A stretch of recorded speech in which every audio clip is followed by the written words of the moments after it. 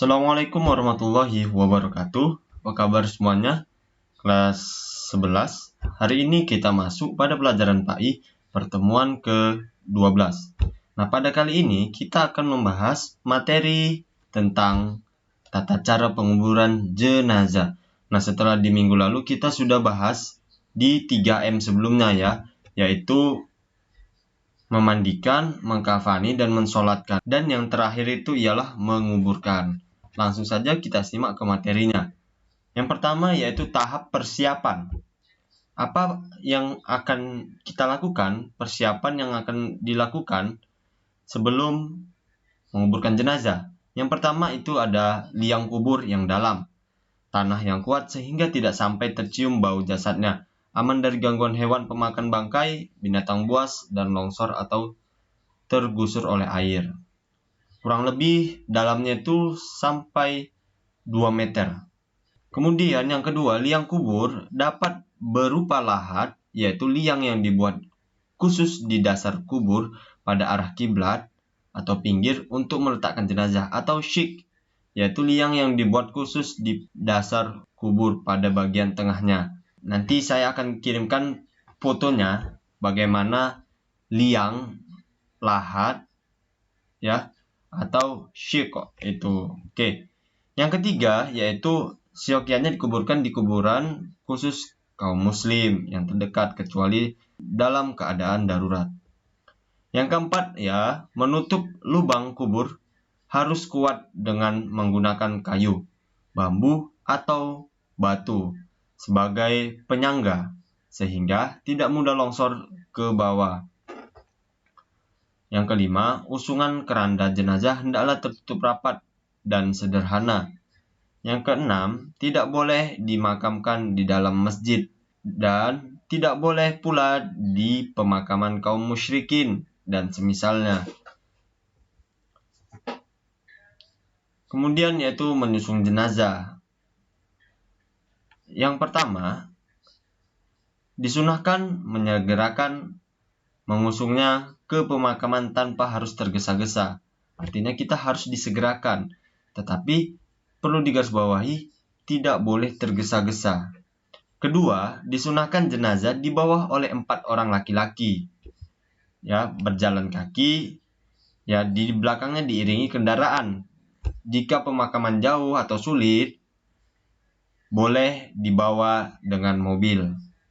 Kemudian yang berikutnya, yang ketiga, jenazah dibawa atau diusung ke kuburan dengan diiringi oleh sanak kerabat dan handai tolan. Artinya itu penghormatan kita mengantarkan jenazah ke tempat tinggal terakhirnya, yaitu di dalam kubur. Kemudian yang keempat, orang yang melihat iringan jenazah hendaklah kita menghormati dengan berdiri. Ya, dengan berdiri. Kemudian yang kelima, para pengiring jenazah jangan duduk terlebih dahulu sebelum jenazah diturunkan dari pundak pembawanya. Ini udah diangkat nih jenazahnya. Nah, kita sebagai pengiring jenazah dilarang duduk. Artinya tunggu jenazah itu diturunkan dari pundak pembawa pengiringnya, atau yang kita sebut tadi 4 orang laki-laki itu tadi. Kemudian pengiring jenazah bila memasuki kuburan hendaklah mengucapkan salam, bisa dengan Assalamualaikum ahli kubur, atau ada salam-salam yang lainnya yang kalian ketahui. Kemudian proses penguburannya. Yang pertama, jenazah siap untuk dikubur. Kemudian yang kedua, jenazah diangkat di atas tangan untuk diletakkan dalam kubur. Nah, kurang lebih seperti ini. Kemudian jenazah dimasukkan ke dalam kubur, disunahkan memasukkan jenazah ke liang lahat dari arah kaki kuburan, lalu diturunkan ke dalam liang lahat secara perlahan. Jika tidak memungkinkan, boleh menurunkannya dari arah kiblat. Misalnya ada kendala-kendala yang mungkin tidak bisa dihindarkan, seperti itu. Keempat, petugas yang memasukkan jenazah ke lubang kubur hendaklah mengucapkan Bismillahi wa ala millati Rasulillah dengan menyebut asma Allah dan berjalan di atas millah Rasulullah Shallallahu Alaihi Wasallam. Nah, itu tadi doanya, atau itu yang perlu diucapkan ketika kita memasukkan jenazah ke lubang kuburnya. Kemudian yang kelima, tidak perlu meletakkan bantalan dari tanah ataupun batu di kepalanya sebab tidak ada dalil sahih yang menyebutkannya, dan tidak perlu menyingkap wajahnya kecuali bila si mayit meninggal dunia saat mengenakan kain ihram sebagaimana yang telah dijelaskan.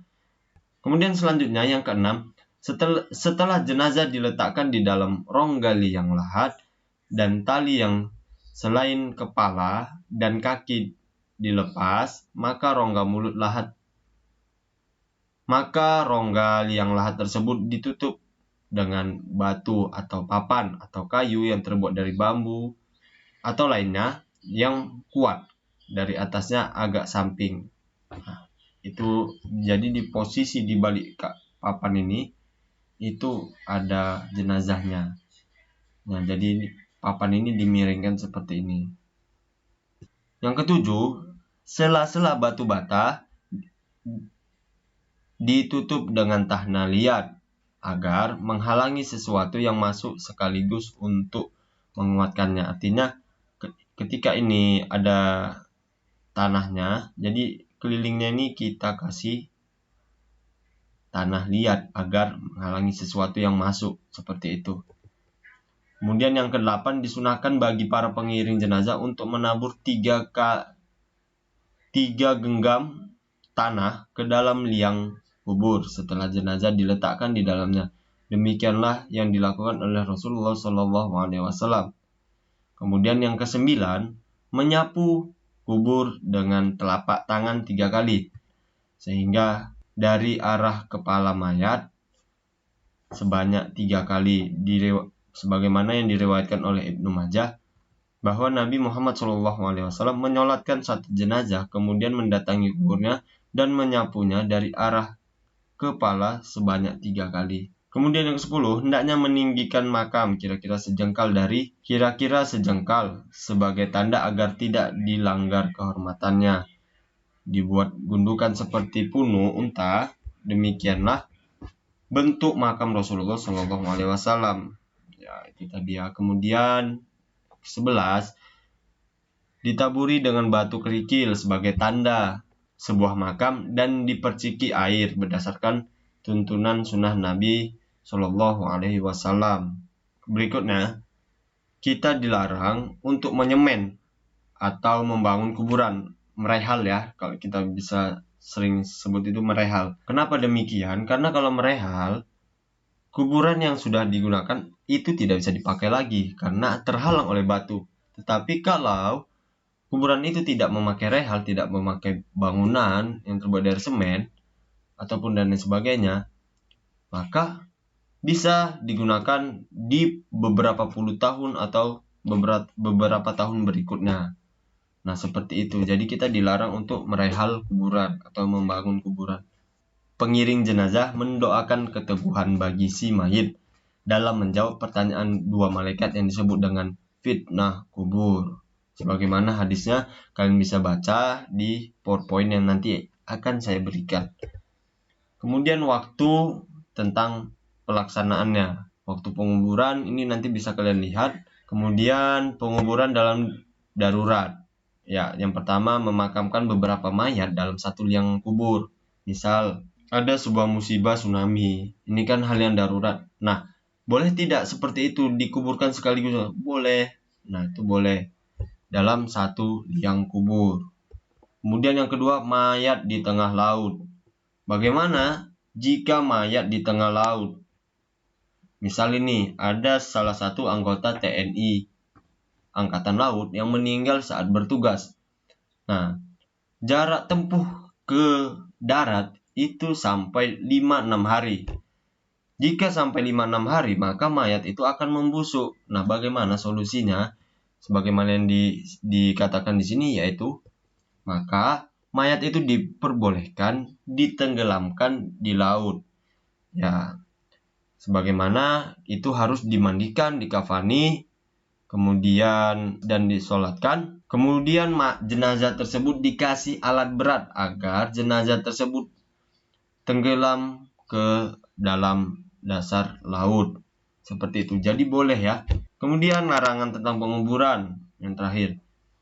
meninggikan timbunan kuburan lebih dari 1 jengkal dari atas permukaan tanah, kemudian menembok kuburan sehingga menjadi bangunan, itu biasa kita sebut rehal.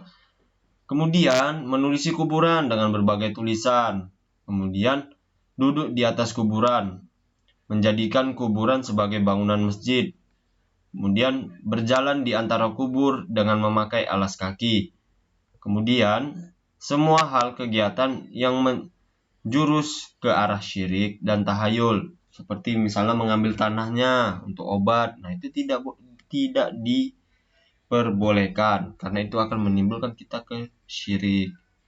Ya, jadi dari poin-poin inilah hal yang kurang lebih ini dilarang dalam Islam tentang penguburan, ya seperti itu.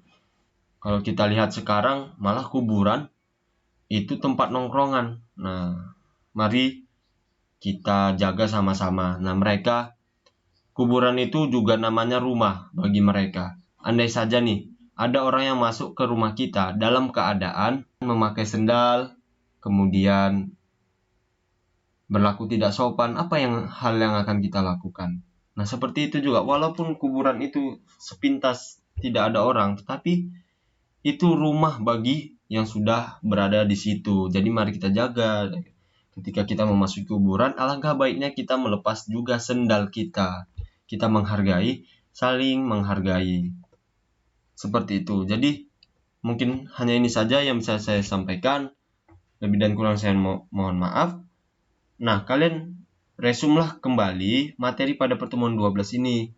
Insya Allah jika di lain waktu nanti kita akan buka Google Meet dan kita berdiskusi mulai dari pelaksanaan fardu kifayah ini. Apabila ada yang ingin ditanyakan, segera ditanyakan. Dan saya akhiri, Assalamualaikum warahmatullahi wabarakatuh.